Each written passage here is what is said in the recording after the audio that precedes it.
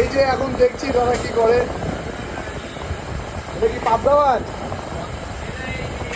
এটা কি পাবদা হচ্ছে? পাবদা মাছের ঝাল। বাংলা যেটা বলি পাবদা মাছের ঝাল। আচ্ছা, এটা পাবদা মাছের ঝাল হচ্ছে।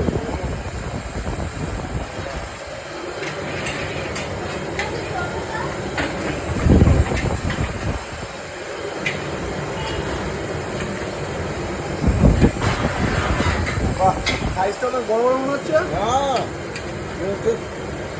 বিরাট বড় সাইজ।